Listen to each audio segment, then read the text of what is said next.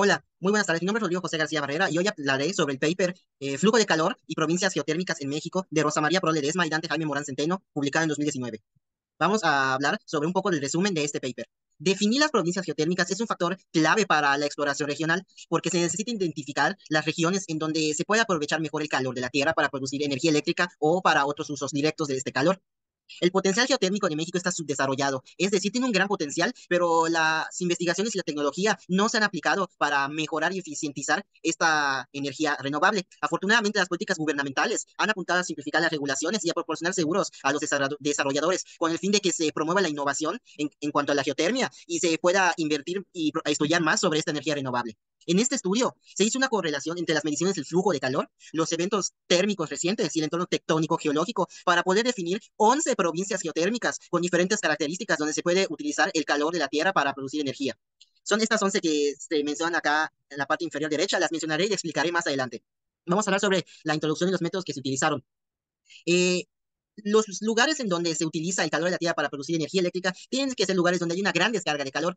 Para encontrar esos lugares donde haya esa gran descarga de calor, se mide el flujo de calor que se encuentra en esas regiones. A mayor flujo de calor, habrá mayor descarga de calor. Pero, ¿cómo poder encontrar y medir estos flujos de calor? Bueno, para eso se necesita conocer qué tanto cambia la temperatura respecto a la profundidad. Esto se le conoce como gradiente geotérmico. El gradiente geotérmico es una herramienta para poder medir qué tanto cambia la temperatura respecto a la profundidad y de esta manera conocer el flujo de calor sobre la superficie. La determinación del potencial geotérmico está fuertemente relacionada a los valores de descarga de calor que están indicados por el flujo de calor terrestre. Para ello, una mejor forma de ilustrar este concepto es por medio de los mapas de flujo de calor, que esto ayuda para entender cuáles son las mejores áreas para aprovechar la energía geotérmica.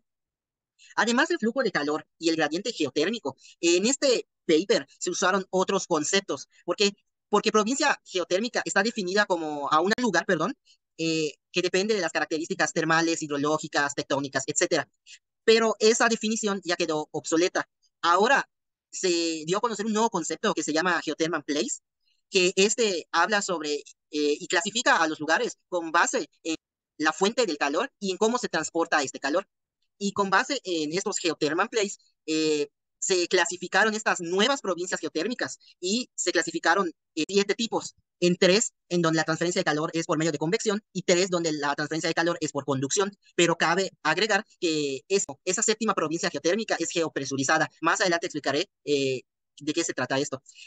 Al final de cuentas, el método que se utilizó para poder clasificar las provincias geotérmicas de México con base en los nuevos estudios es que además de medir el flujo de calor influenciado por el gradiente eh, geotérmico, además se consideraron las características geológicas del lugar y además se consideraron los nuevos eventos termales y las fuentes de calor y el medio de cómo se transmite ese calor para tener una visión más y un análisis más profundo de las provincias geotérmicas.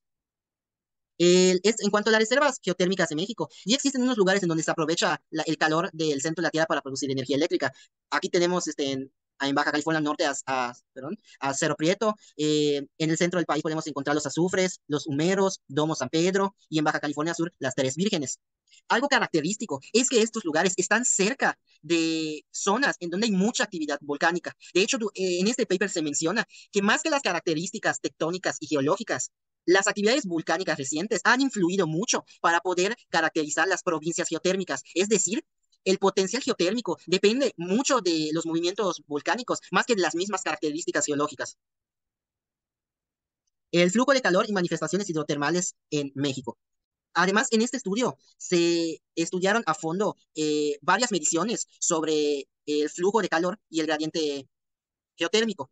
Por ejemplo, antes de la creación del Centro de Innovación para la Energía Geotérmica, no se habían realizado ni siquiera 100 mediciones sobre flujos de calor en México. Después de crear ese Centro para la Innovación de la Energía Geotérmica, ya se han logrado hacer más de 900 mediciones de flujo de calor eh, en México. Estas mediciones de flujo de calor se basaron en mediciones en pozos y en las mediciones de profundidad de pozos.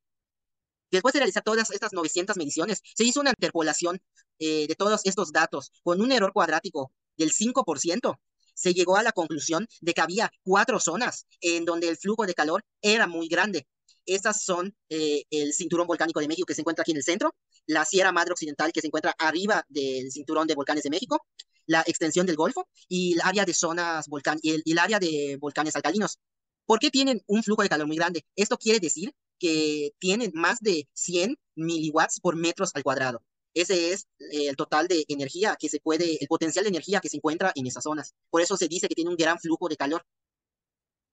Después de analizar las recientes actividades termales y las mediciones del flujo de calor, se realizó este mapa con las 11 nuevas provincias geotérmicas de México.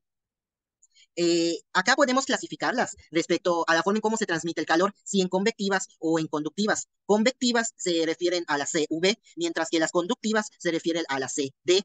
Las convectivas, uno, se refieren a que tienen base magmática. A las convectivas, dos, es que tiene base de Plutón.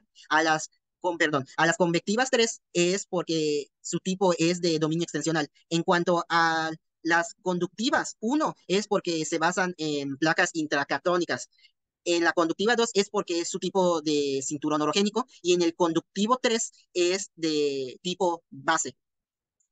Al final podemos clasificarlas en 11 provincias. La primera es el cinturón volcánico mexicano, donde se encuentran el mayor flujo de calor que existe en el país, que supera más de 150 miliwatts por metro al cuadrado. Después tenemos a la provincia de Cerro Prieto, que esta maneja grandes actividades tectónicas porque tiene una ruptura dinámica, es decir, siempre se anda moviendo. La provincia número 3, la extensión del Golfo, es donde se encuentra una gran zona de volcanes alcalinos. La provincia número 4, Sierra Madre Occidental, que también tiene flujos de calor muy grandes debido a la extensión del Golfo, del Golfo, que colinda al lado de los estados donde se encuentra. Y podemos encontrar la provincia número 5, Grieta del Río Grande.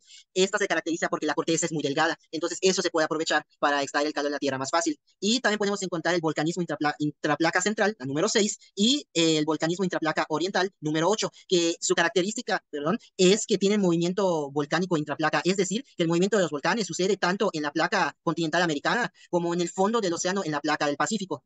La provincia Sierra Madre Occidental, que es la número 7, tiene características similares a la de la Sierra Madre Occidental, pero sus flujos de calor son más pequeños. Eh, Realmente no se puede aprovechar tanto la energía del calor en la Sierra Madre Oriental y tampoco se puede aprovechar en la Sierra Madre del Sur. Lamentablemente acá los flujos de calor no son tan intensos. Y también del número 10 podemos encontrar el volcanismo del sureste. Este es un caso atípico, porque aunque los flujos de calor más grandes y los eventos termales más recientes ocurren en las primeras provincias, como se puede ver en el mapa respecto a los colores, también se han encontrado grandes potenciales geotérmicos en las zonas centroamericanas, es decir, en Guatemala, Belice, Chiapas. Y por último, el número 11 es la provincia geopresurizada, que esta se encuentra en Tabasco y en Tamaulipas. Geopresurizada quiere decir que contiene metano, cantidades de metano y agua a grandes presiones. Y por lo tanto, esto también puede ayudar para generar energía eléctrica. Lamentablemente, los sistemas geotérmicos presurizados aún no se han desarrollado en México. Realmente se tienen nada más sistemas geotérmicos convectivos, pero se espera que en un futuro en estas provincias geopresurizadas también se pueda aprovechar la energía del calor del centro de la Tierra. Las conclusiones. Se concluye que México tiene un alto flujo de calor y una intensa actividad volcánica, y por lo tanto, México tiene un gran potencial para generar energía geotérmica. Este paper se realizó para poder tener y se concluyó que se pudo lograr una mejor comprensión del potencial geotérmico basado en el flujo de calor, además de las características tectónicas geológicas y los recientes eventos volcánicos. Por lo tanto, se concluye de que se tienen que hacer más investigaciones porque ya se sabe que México tiene un gran potencial para generar energía geotérmica. De hecho, las únicas plantas de energía geotérmica que existen en el país solo se encuentran en el Cinturón de México, en Cerro Prieto o en la Sierra Madre Occidental. Es decir, solo se encuentran en esas tres provincias. Es decir, hay 8 provincias más donde se puede utilizar y se puede aprovechar la energía geotérmica. Entonces, mi conclusión personal es que se tiene que seguir investigando. Realmente yo no sabía mucho sobre esta energía, pero veo que tiene mucho potencial por lo mismo de que usa el calor del centro de la Tierra, lo cual es algo impresionante porque prácticamente es una energía indefinida. Claro que depende del enfriamiento del magma subterráneo, pero va a pasar millones de años para que ese magma se enfríe. Por lo tanto, se puede aprovechar este calor del centro de la Tierra y yo creo que es una de las mejores energías renovables que pueden existir dentro del país y México es muy privilegiado de tener un gran potencial en energía geotérmica. Estas son las referencias del paper donde se obtuvo la información. Muchas gracias por escuchar.